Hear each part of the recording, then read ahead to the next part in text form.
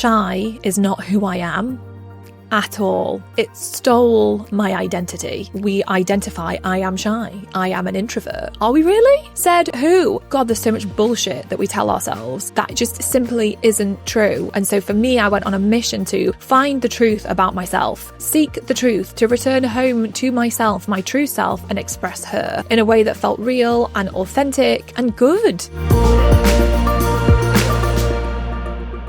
So this episode is for all the introverts out there, the people out there that feel really shy and so don't want to show up online or make videos or anything like that because it feels so outside of their comfort zone.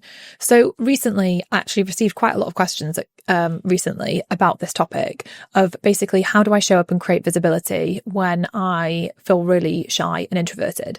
Someone actually said that they were painfully shy. And so on this session where I was talking to this person, we were, like I was sharing some different ways that you can create visibility, even, faceless content. You don't have to be creating videos. So I want to share some of that with you because I do think there's a way for us to create content that feels good for us, that works for us, and that works for the way we feel. So I want to talk about that and break that down because there are some great things out there. But the other part of this episode that I really want to dive into is really around the psychology of being introverted and feeling shy. Because as somebody who identifies as an introvert, I feel sometimes like it's a trap. And so when I was talking to this lady on this call who asked this question, I said to her, after I shared all the different ways that you could build a business and create visibility, even without putting yourself out there in a big, on video or anything like that, I said, but the real question is, how does being shy make you feel? Like, do you feel trapped by it? And she said, yes. And I think that it's really important for us to work through the mindset piece of what it means to be shy and understand it so that we can free ourselves, liberate ourselves in a way that feels good. Because I don't think this is about us being someone we're not. I don't think it's about trying and forcing ourselves to be loud or crazy, not crazy, but sometimes I would look at people online who were like dancing and doing these dancing videos and being so funny and loud. And I would be like, I just wanted to crawl into my shell and be like, ugh, like never, because it didn't feel like me. Like that felt like such an extrovert thing to do. And I just felt like that, just no. And sometimes it made me feel really bland, really vanilla because I didn't want to do all these loud, shouty, dancey things. But then I realized that's absolute nonsense. Like that's got nothing to do with being extrovert, introvert. I think ultimately, it's about expressing our true selves. And here's the thing that I came to realize. Shy is not who I am at all. It stole my identity. So often we identify, I am shy. I am an introvert. Are we really? Are we? Said who? Said who? And here's who said it. When we were little, someone told us we were shy. We could tell you what, we weren't born shy. Like you didn't come out of the womb shy. None of us did. When we were kids, we were curious. We were, expressing ourselves. We were open in that way. So somewhere along the lines, we started to believe that we were a shy person or an introverted person. And it probably started with, someone telling us when we were little or making us feel like we should be seen and not heard, like we should be quiet.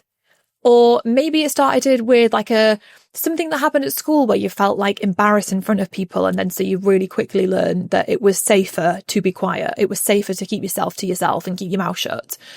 Who blooming knows where this stuff comes from? But we all have these experiences and we pick it up and we start to realize that it's safer for me to just keep my mouth shut.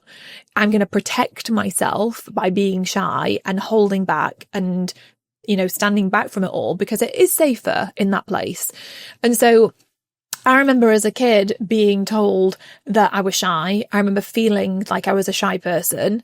And then, growing up and, over the years, sometimes I also feel like, I think as a teenager or in my 20s, I might have had a period of not being quite so shy. And then as I got older, I somehow retreated back into shyness. And And especially with having a business, I realized that that would have a huge impact. If I continued to be afraid to put myself out there and continue to feel like the impact that, identifying as a shy person had, it was huge. But not only that, I felt trapped by it. Like, I started to realize this isn't who I am. I am not Carrie, I'm shy. Like, that's not me. That's not who I actually am. And I realized it's this story that I started telling myself. It's this belief I picked up, and somewhere along the way it became an identity, and I started to identify with I am shy, therefore I behave in this way. So actually, well, what if I start to not identify as shy and I just start to act as me? How about that? And me isn't doing, dancing things or singing. Sometimes it is actually, to be fair, because now I'm like, actually, maybe it's something that I could, let myself, crack myself open a bit more. Like, who is me? Who is inside here? Like, how can I get her out more? And she wants to come out and play and express herself. So sometimes I do think I have definitely opened myself up to breaking down the myths I held about myself and realizing that, God, there's so much bullshit that we tell ourselves that just simply isn't true. And so for me, I went on a mission to find the truth about myself, seek the truth, to return home to myself, my true self, and express her in a way that felt real and authentic and good. I don't want to try and be someone else. I'm not just trying to be loud. That's not the point of this. I'm not just trying to be an extrovert to be an extrovert. Again, that's just that's a nonsense. And so for me, I think that's been the most important thing, because building a business is about expressing ourselves. It's expressing our ideas. It's taking our ideas and turning them into a reality. It's sharing a message. It's so much about us being able to express ourselves. And when we put shy as an identity or introvert as an identity, that starts to mess with our ability to show up and share our message in a really true, authentic way. And I felt, for me, that was the problem that I needed to overcome. And so I think if you're listening to this feeling like you keep identifying as a shy, introverted person, then exploring that in a way that feels good for you, to just seek the truth about yourself and find a place that feels good. Because if you do feel trapped by it, and you might be like, no, I don't feel trapped by it. In which case, I think it's trusting yourself. But if there's a part of you that does feel trapped by feeling shy, then I think it's time to explore that. Because I think for me that I really was holding back in so many ways, and I didn't actually realize the layers of this. It just had seeped into every area of my life. And once I started to peel back those layers, I felt so liberated. And it felt so empowering to kind of really, truly try and claim my real identity and to have the courage to be me. And I think when we find the courage to just be ourselves, the true us, not the us with the fake identity, it's really amazing. It's a magical place, and it takes time to get there. And I certainly am not, I don't know if we ever fully get there. I don't know, maybe, who knows? But I think it's this ongoing journey of trying to peel back the layers on ourselves. But I think this is the most important journey with introverted shyness in business. So I would encourage you to go on a journey to explore and find the truth, and ask yourself, when was the first time I started to feel like I was a shy person? I know for me, I felt shy when I was a kid. I felt really, really uncomfortably shy as a child. So I know for me, I don't know what exactly, but something would have happened as a child. And I also do remember people saying, oh, you're so shy, you're shy, she's shy. I remember hearing it. Well, you only so many times you have to hear something before you start to your brain rewires itself. Oh, I'm shy. I am shy. No, I'm not. I am shy. I am Carrie. That's who I am. So, but this is what happens. And we our brain gets wired to believe a certain thing. And then it constantly seeks evidence to prove that it's the truth. And so I was always finding evidence of the fact that I was shy and I was uncomfortable. And really what it meant was I was uncomfortable expressing me. That's what it really felt like. For me, I'm talking personally. So I think asking yourself, when was the first time I felt shy? And who who do you feel like around you did tell you that you were shy? Like, I know that there were teachers that would say things, and yeah, so there were people, I don't know, I can't remember. I think maybe my parents might have said she's quite shy. I don't know. I am so mindful of this now with 2 kids that I never tell my kids, oh, you know, like when they're there and they do something, like Marley, my little girl, when I would take her to, this is so random, I don't even know why I'm telling you this, but I'm going to tell you anyway. So like, for example, when I would take her to like little birthday parties of school friends, she was really shy. She would cling to me, and to be honest, I was quite relieved because I also felt really overwhelmed in the situation too, going into a sea of parents, mums I didn't know. So I'd be like, oh great, cling to me, Marley, cling to me, you know. But I refused to say in earshot of her, or really ever, oh, she's shy, because I didn't want her to hear me say, oh, she's shy. So I never did. And I never have, because I want her to feel empowered to just be her and to, you know, to feel comfortable and to work through those feelings that she's feeling. And now she is like blossomed, and she goes in and she's like hugging everyone. She's so adorable. And it's so sweet to see her like confidence it's just really like blossomed in such an incredible way that I'm not sure it would have done if I'd have been like, oh, don't worry, you're just shy. No, she's not just shy. Anyway, I got off a little rant there.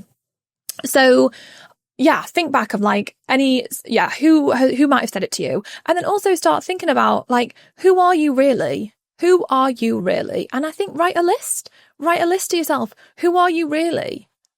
And then look at that list and think, hang on, is there other identities on here that I keep assigning to myself that isn't really who I am really? And just start to really peel it back and write down and journal and think about it and start like pondering on these questions of like, what is the truth about who I am? Who am I at my core? Like, what is the essence of me? What do I stand for? What am I about? And just really start to think about like, who are you? And I think it's so powerful to like free ourselves from the traps and the cage of our limited beliefs, the stories we tell ourselves, the identity we assign ourselves, which quite frankly isn't actually who we are. It's not how we were born. Like, you know, not to go down another rabbit hole, but very quickly, like often we struggle with the not enoughness thing. Well, what the hell? Like, we were born enough. So at what point did we lose our enoughness? We didn't. Someone told us along the way something, or we saw something that made us feel a certain way about ourselves, and we felt like we weren't good enough. And it's crazy. And the more I think about this, the more I realize, oh my gosh, like we can really stay trapped in ourselves, and it comes from like the things we pick up around us. So work, I think, is important to work on that. That being said, in business, I don't necessarily think you have to have a business where you are on video all the time. And I think there's a lot of powerful ways. Like, the most important thing, I think, in business is that we have a message to share. I mean, that's what it is, isn't it? We've got this idea. We have to communicate our idea to other people to get them interested and to get them to love it enough so they want to buy it. So really at the heart of this, it's the magic of the business. It's the magic of the idea. It's the mission of the idea. It's the transformation of the idea. It's the message. That's the key thing. So what is that message? And there's so many different ways to communicate a message. You know, I see some people do it really powerfully on, like, for example, Instagram, where they are sharing like a really powerful message using carousel. Like, there's no face, there's no person, it's just carousel, or through a quote. So there's ways for you to share your message and for you to add value but in a way that isn't you necessarily on camera all the time. Though I do think that everyone with practice and determination and the willingness to work on ourselves, all of us can, I think, become really good on camera. I really believe that. Like, we all start off crap. Like, when I first got on camera, I felt so uncomfortable and I was so awful that video never made it off the camera. It was bad. But then over time and practicing and working through the discomfort, I got better at it and it felt a little bit easier until I was like, oh, I'm just having a conversation. I mean, right now I'm literally having a conversation with my camera, which is very odd actually when I stop and think about it. But although I feel like I'm just having a conversation with you. But I think that like with practice and doing it, we get better and it starts to feel more comfortable. So I do think everyone can get there with it once we remove that rule that we set up for ourselves and no, I could never do that. Like, says who? But ultimately at the heart and soul of it all, it's about sharing a message, and you can have really powerful one-on-one conversations with people. You can have really powerful conversations like networking online and offline. It doesn't have to be you showing up and hosting and presenting a video. It can be you just having these powerful conversations. And the most important thing is, what is the message that you are sharing, and finding ways to share it in ways that feel good and authentic and powerful for you, and then being able to show up and do it. So for example, like taking social media into consideration, a lot of people create faceless B-roll. So it's like B-roll footage that they're not in the footage. It's footage of maybe the desk or of a cup of tea or of a shot of nature, and then they use their message, they put their message onto the screen in a certain way, they tell a story in a certain way, but they're not in it. And you can actually go and buy packs of like B-roll footage that other people have created, and you can use amazing B-roll that you didn't even shoot yourself. Then you can just buy the rights to be able to use that B-roll. So there's so many things out there like that you could use to help you to create really powerful content that you can share on social media. And like, you know, using platforms like Pinterest is rarely a platform where you're showing up people aren't really showing up so much on video there. So there's a really powerful platform that you could use, that you don't have to, again, be showing up and making videos. But ultimately, making videos, you don't have to make the videos that you don't want to make. You don't have to make videos like that make you feel uncomfortable. I don't make videos that make me feel uncomfortable, apart from sometimes when I'm forced into it by the team. But I think that it's about making the videos that you feel good about and starting there from that place. So, and then yes, exploring the different platforms like LinkedIn. Again, like, you can have an opinion, you can say your piece, you can write a written post, you can share your message in a written format that's really powerful. You can start your email list, and you can be using your email list to write to your email subscribers, tell them stuff, share value with them, share a message with them, share something meaningful and impactful with them via an email. So there's so many different ways that you can do it, and you can share your message and build relationships with people in a way that actually feels good for you and that helps you manage your energy in an important way. And I do think that's an important thing, like, is that we have to all manage our energy in a way that works best for us, because we're all so different. And I think, but that's the thing, is identifying who we truly are and what truly does work for us, so that we can manage ourselves in the best way possible. So anyway, those are the things I really wanted to share. There's loads of different ways that you can show up and communicate and share your message and build a really successful business without, as an introvert. But I do question the introvert shyness side of things to an extent, having identified myself as an introvert practically my whole life, and identified as a shy person, and then realizing, what said who? What a test online told me I was an introvert? What? Like, I don't know. Like, I mean, I'd be interested to hear everyone's opinion. I'm no expert on introvert, extrovert stuff. But I'm talking more from the perspective of the way it made me feel. And for me, it was a feeling of being trapped in a lie. It wasn't the truth. And working my way through that to free myself of that, so that I could just show up as me, the real me. And I think that's the important part, and that's what I think we all need to work towards. And I think that's the place where we start to create the most success, because we begin to absolutely blossom and shine and feel more confident and courageous to use our voice and to put our stuff out there and to put our ideas out there in a powerful way. And that's our magic. That's owning our own magic. That's owning it. And that's powerful. So I hope this resonates with you. If you identify or with these, these feelings. And I hope it helps you to think, actually, maybe I will rethink what I believe about myself and what I think is true. And I hope it sparks something in you that is going to enable you to dig deeper and find the truth about who you are, or keep going on your journey of discovering the truth and showing up and sharing it in a way that feels good for you. And I think that's all we can really ask of ourselves. So I hope you found this inspiring and helpful.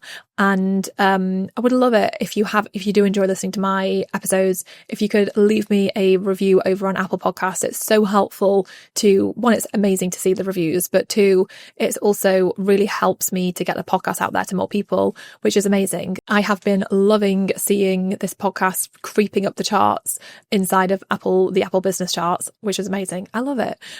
So thank you so much for helping me get there. Thank you so much for listening to this. If you ever want me to talk about any other topics, always email us in, message me on Instagram at I am Carrie Green, and let me know any other topics that you want me to chat about. But yeah, I really hope you've enjoyed this, and I will see you next time for another episode of the She Means Business Show.